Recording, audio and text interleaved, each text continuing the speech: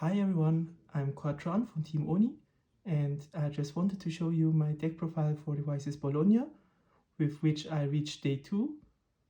Unfortunately, I ended with an 8-4 record. I should have been 9-3 I guess, but in the last round, which didn't matter anymore, I just let my opponent go first because I thought he was playing 10 pie. And he ended up playing Mermail, so I took the loss without any hand traps. So what did I play? I played Azamina Brave Spright with Finsmith, and here I will show you my deck profile. So first, the standard package is 3 blues, only 2 jets, because I played 60 cards and I didn't have more slots. Then 1 red, 1 carrot. Yeah, that's the standard ratio, except for the jet. Then of course 3 starters, 1 gamma burst, because I also played shifter in the main. Then I played the Nibble package, of course. We have 3 beavers and 3 anglers.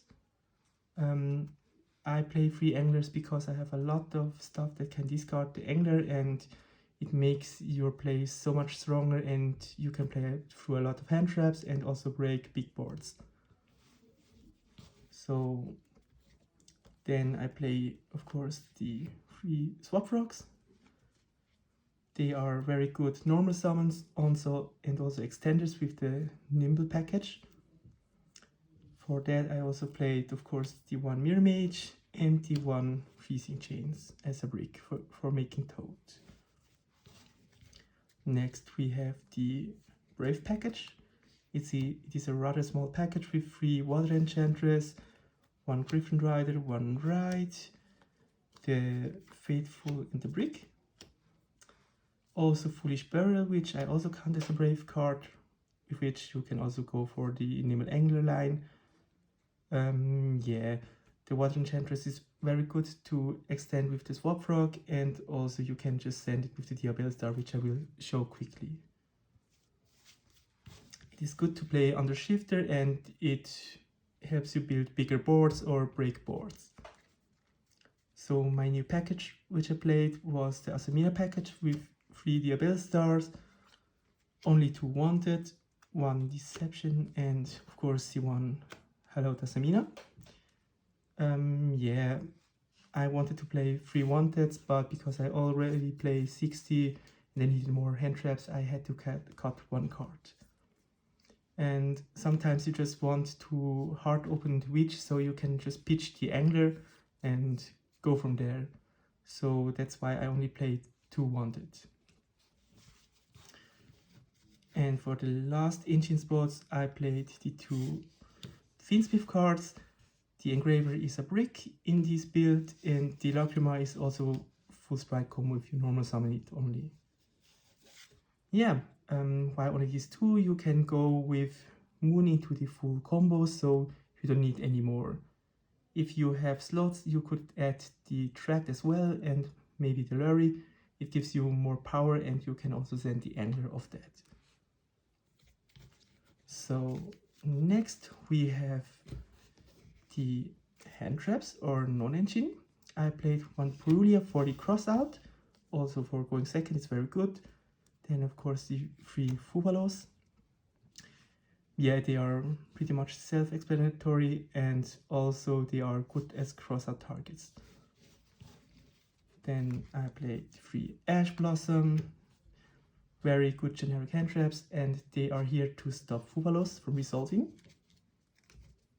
Then we have the 2 Ghost Ogres, which are very good to draw into, and they also help to stop the opponent from using IP effect, because IP can prevent us from playing a lot. And since we play 60 cards, we need impactful hand traps, so I played 2 Troll and Lockbird and 3 Shifter in the main. Lastly, we played 3 Infinite Impermanence because it's a very good hand trap, and yeah, you can just draw it as a 6th card and still use it. Finally, the 3 crossouts, of course, and the 1 Called By.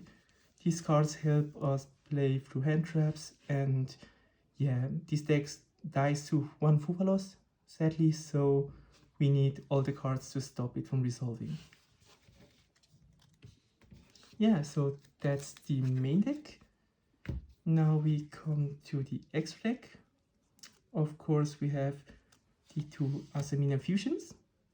I will show you the combo later with that. Yeah, it's pretty much the same as the Snake Eye combos. You end on one only negate more. Then next we have the cards for a Spright combo. 1 Sprint, 2 Gigantics, 1 Toad. Yeah, there's nothing much to say about that.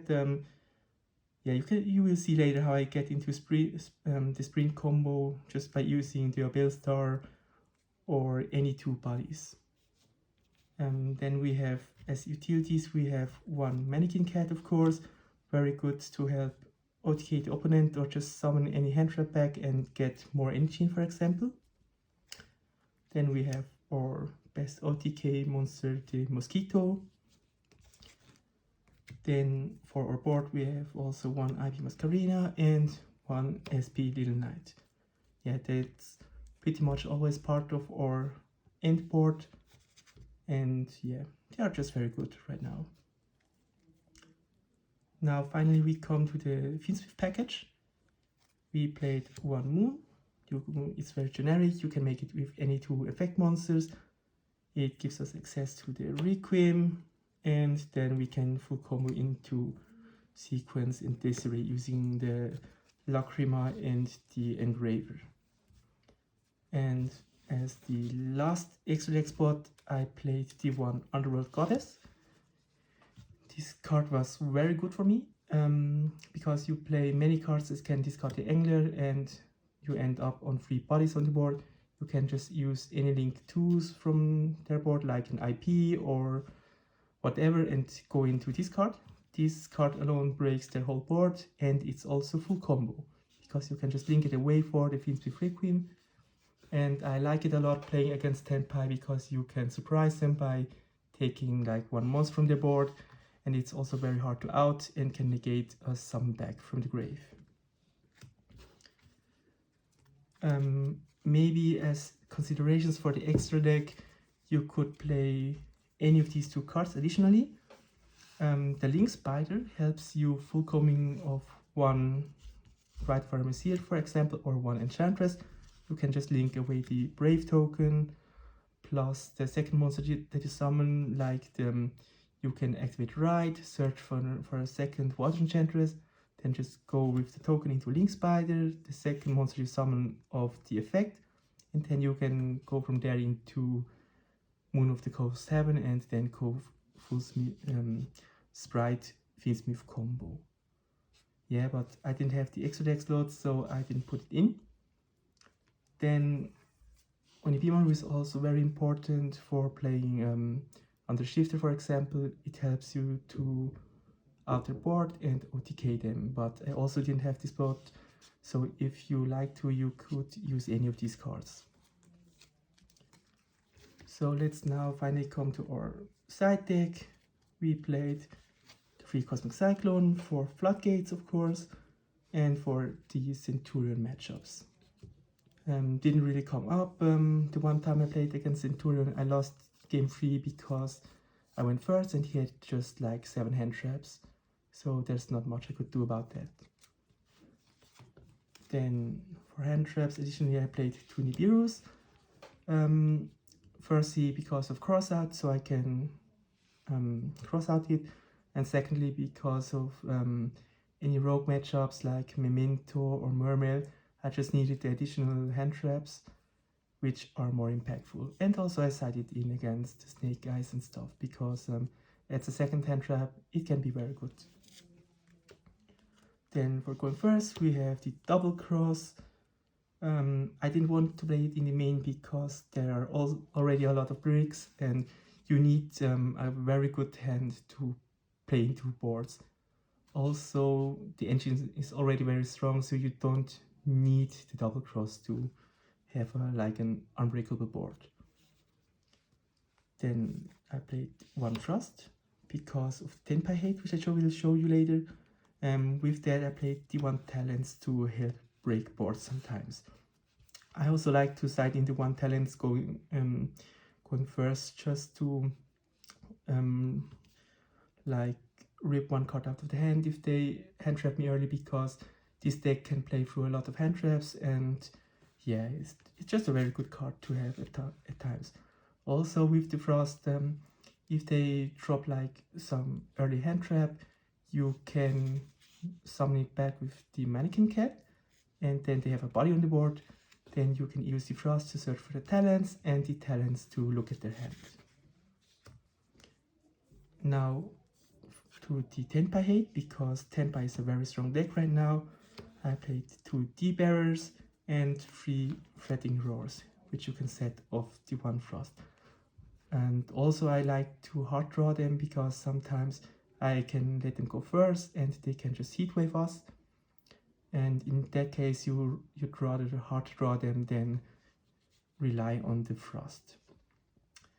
And why do I play 3 Roars? The Roars are a lot better than the D-Bearer, because they can still kill you under it, and they also get a lot of bodies.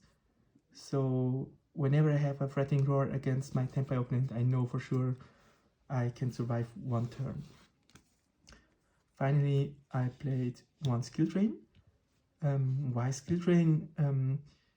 We play the Diabellstar package, which can send it for cost. Also, because Snake Eyes and stuff, in that matchup I like to keep in my crossouts for going second, because they play a lot of hand traps, which can kill us, like Droll. And I also add the one of Skill Drain. So if they happen to have Skill Drain, or like in Floodgate matchups, you have 3 additional Skill Drain outs in the form of crossout. Then the final card, of course, is the Nightmare Phoenix. I like Phoenix a lot for breaking boards and also against potential floodgates, so I wanted to side it additionally. You can also main it if you find some other way, but I didn't find any card that I wanted to remove from my extra deck, so I just had to side it. Yeah, that was my deck. All in all, I was pretty satisfied with the deck. All my losses were out of my control, like I lost a die roll, and then in the game 3 I just had 0 hand traps, so I couldn't do more. Maybe you can add more hand traps to increase your chances, but yeah, sometimes it's just out of your reach. So now we can go into some combos. I will show you what you can do of 1 Diabellstar and like 1 or 2 random monsters from the hand. So let's go, let's say we have 1 Diabellstar and some useless monsters like a Shifter in the hand for going first, and like a Fubalos, which are pretty much dead usually. So you can start off by going Diabellstar, pitch the Shifter into the grave. Let's go special summon Diabellstar effect. Diabellstar will then set the Deception. Then you can activate the Deception, tribute the Fubalos, for example. Fubalos will, the Deception will add you the Azamina, of course. Then you can activate Azamina, send away the Deception, and summon the Murcielago. Murcielago effect will add the Wanted. Then we have 2 bodies which we can link away into our Moon. The Moon will now give us access to our Finsmith combo. But before we go into that, we will just go use Azamina Grave effect, shuffle back the Murcielago. Then we can add it back to the hand. Then we activate the Azamina, chain the Wanted, So we can summon out our first Omni-Negate in the form of Ilya. Then we can add back the Witch, or also from the deck to thin it out. For example, I will just add it back now to save us some time. Alright, so next we have already one Omni-Negate, and from here we can go into Finsmith lines by linking away the Moon, go into Requiem, Requiem effect. Requiem will then summon us a Lacrima, effect Lacrima to dump Engraver to the grave. Then we can just summon back the Engraver by shuffling back the Moon. And from here we have two bodies which we can link away into a sequence.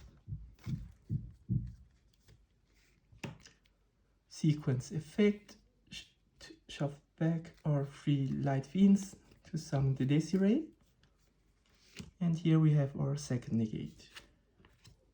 So from here you just need like any normal summonable body. It could be a hand trap, any sprite monster. Let's say we have another Fuvalos which we can normal summon. So we link this away into Sprint, and from there we have Sprite combo. Sprint effect, dump the Nimble Angler into the grave. The Nimble Angler will then trigger to summon us 2 Nimble Beavers, and from there we can just overlay the Sprint and the Beaver into a Gigantic.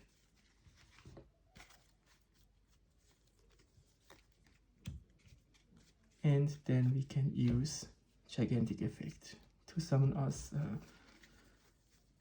You can decide to go for the Sprite engine with blue chat and go from there. Or what I like to do is I just go for the Swap Frog to have follow-up. Swap Frog effect, dump the Mirror Mage. Mirror Mage will then add the Freezing Chains.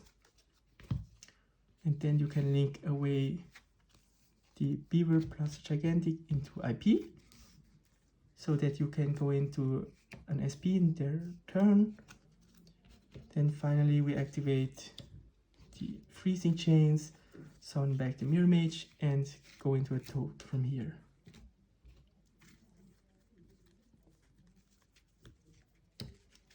And also don't forget to activate your sequence effect to equip to Desiree.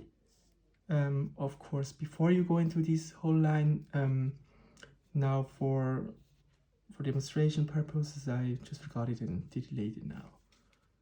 So yeah, that's our full combo of 1 witch and like 1 normal one monster that you can tribute from the hand, and 1 monster you can summon.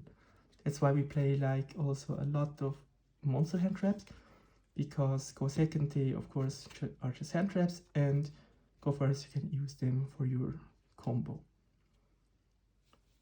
With this board you can during their turn summon a Swap Frog from the deck, which you can then use with IP Masquerena to go into the Little Knight. Yeah, that's pretty much a full combo with the Diabellstar. And if you, for example, have also the Water Enchantress, you can get another Omni-Negate out. So I like this engine a lot, and I think with this you can play through a lot of hand traps, which makes this deck a very strong deck. Yeah, hope you guys enjoyed the deck profile, and yeah, maybe I'll make another profile later with some better combos. See you!